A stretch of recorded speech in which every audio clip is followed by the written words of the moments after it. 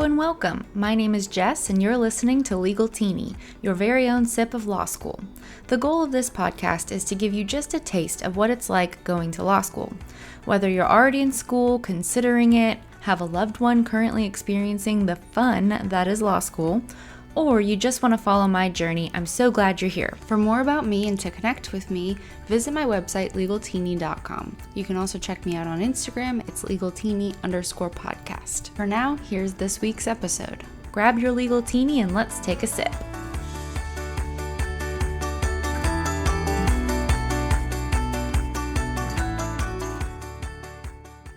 Hello everyone, welcome to this week's episode.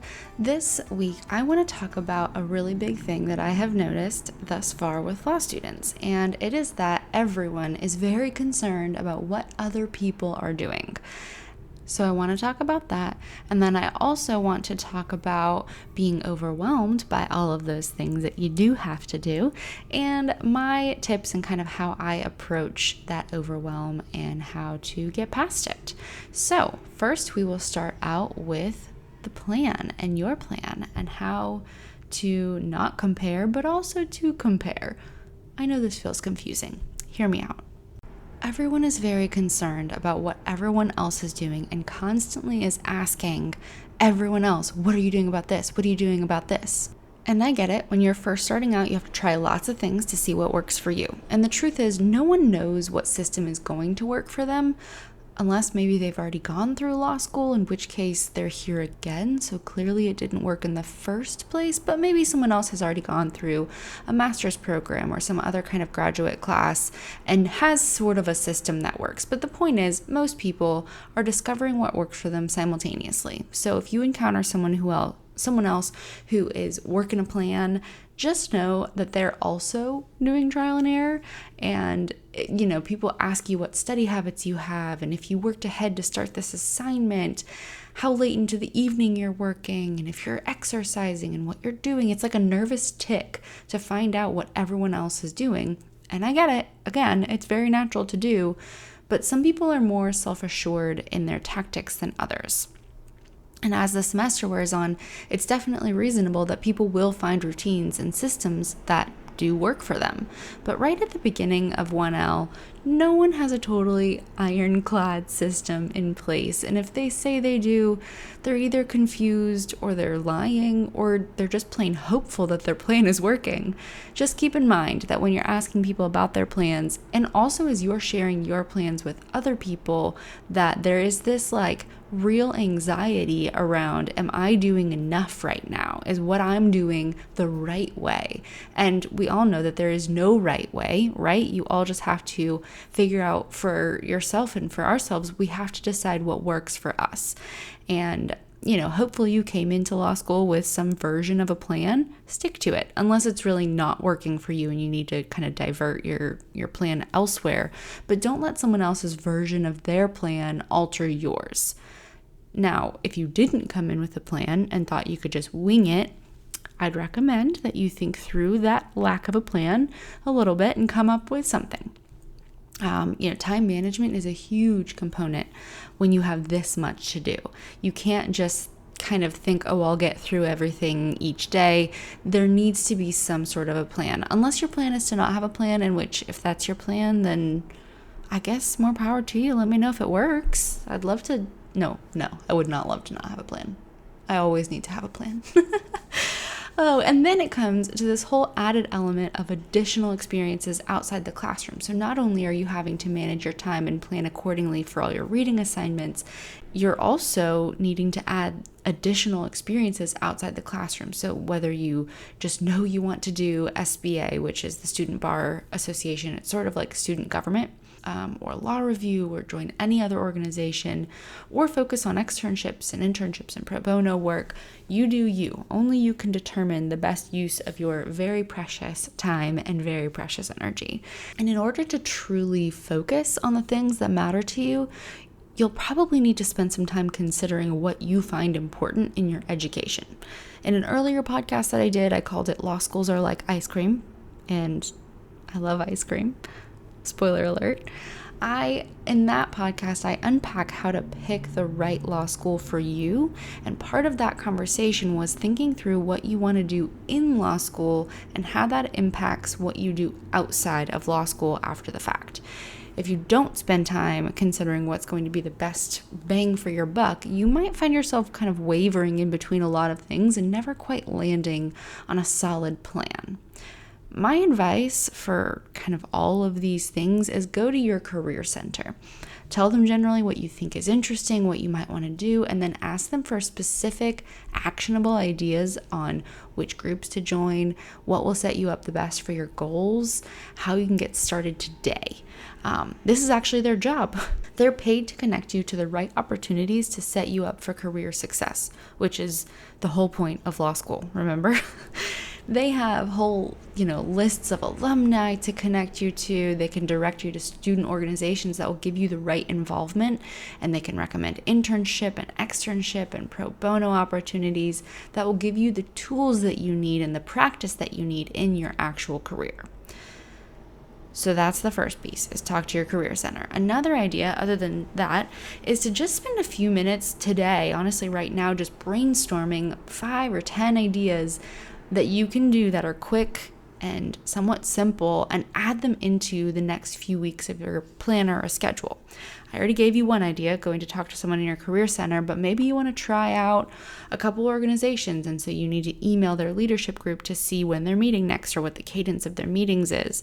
Maybe you want to email a few alumni about their work experience, set up a coffee meeting with them, schedule these sort of first step actions, like finding the email address for the alum you want to reach out to, or attending an organization tabling event or something, like whatever that first step is, schedule it right into your calendar. Because when we look at things that we want to do and, suddenly we're adding things to our list that are sort of abstract, like networking, that is a big word and a big concept, but saying find 3 emails for alums that I can, try to connect with is a lot more digestible and sort of a tangible thing to do. Add that to your calendar instead of just this grandiose networking that it's hard to just go and network. It's not even like a thing you can just decide to go do unless there's a networking event, which there are probably opportunities at your schools for that. But figure out what actual step you can do, the next step, and add that to the calendar. So recap on what we've covered so far.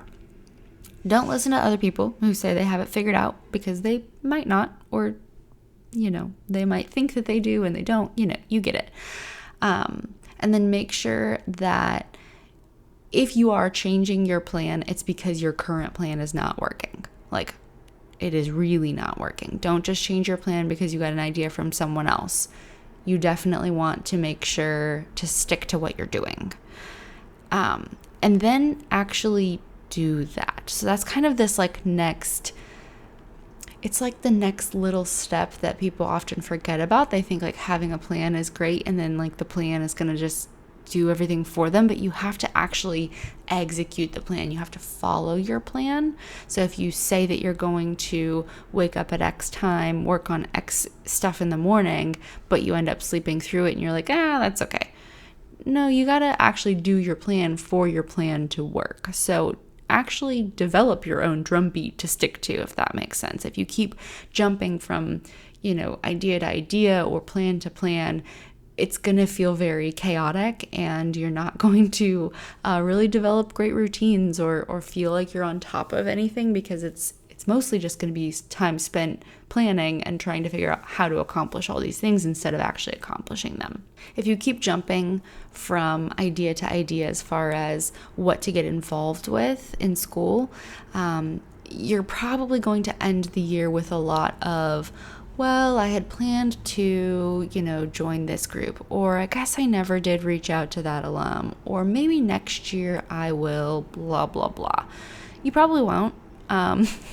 Get your drum, get your beat going, get in the zone, and honestly just get going. You can't get this time back. It's important to hit the ground running and start now. It's really never too soon to get working on a lot of these things. So that is my advice about getting in the zone, getting some things done, and not letting other people impact your plans, honestly, your plans. So with all of that said, a quick note about overwhelm. It is not a question of if, but when you will begin to feel overwhelmed and wonder if you have what it takes. And this isn't that sneaky imposter syndrome making you think you're not good enough or you're not qualified to be here. It's not even about comparing your process to your neighbors. This is just about sheer volume of content and the very feasible possibility that you may not be prepared for every single class or assignment in the way that you want to be.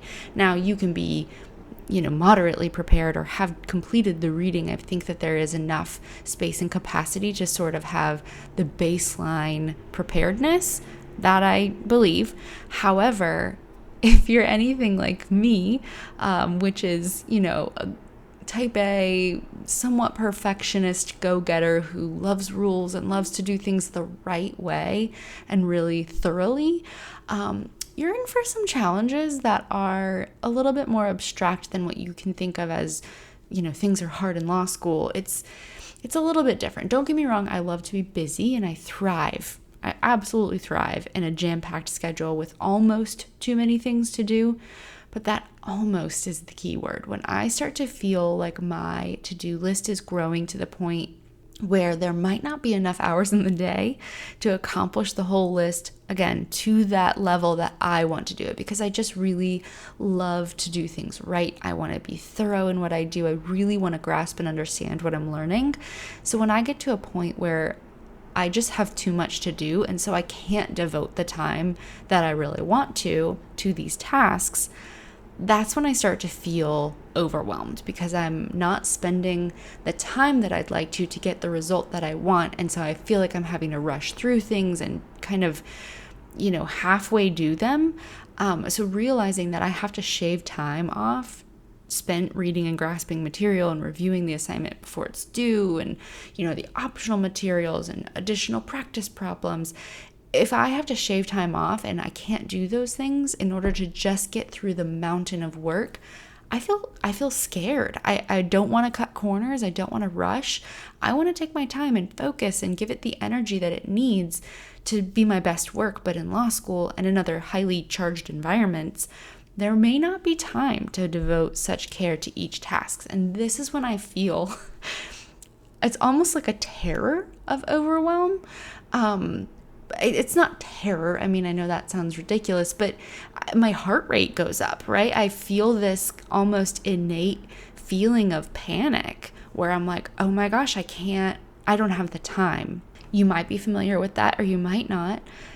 But what do we do to combat this feeling of being overwhelmed in a space where A, we've chosen to be here, and B, there's no reducing the amount of things to do, and C, there's no increasing the number of hours in the day? So here's, just some ways to combat this. This is what I do. This is what I have, talked to other people about in the work world when I was in healthcare, and people, come to my office with this, like, the sky is falling face.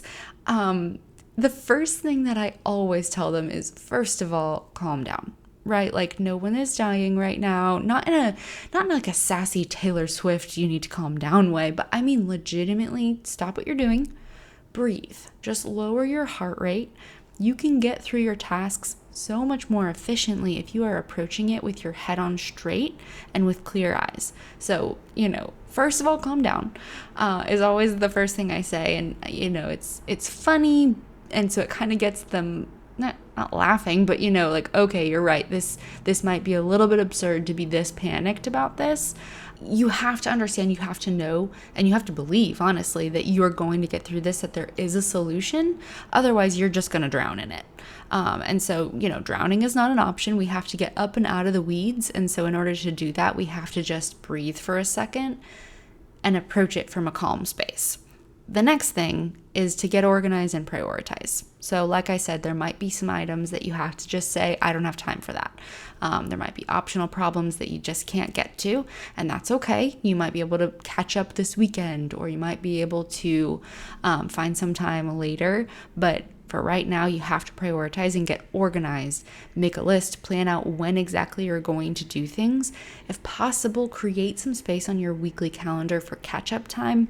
I have that every Friday afternoon. I have literally in my schedule 4 hours of just catch-up time. So whatever I didn't get to throughout the week, whatever is still lingering on my to-do list, that's when I knock out that stuff.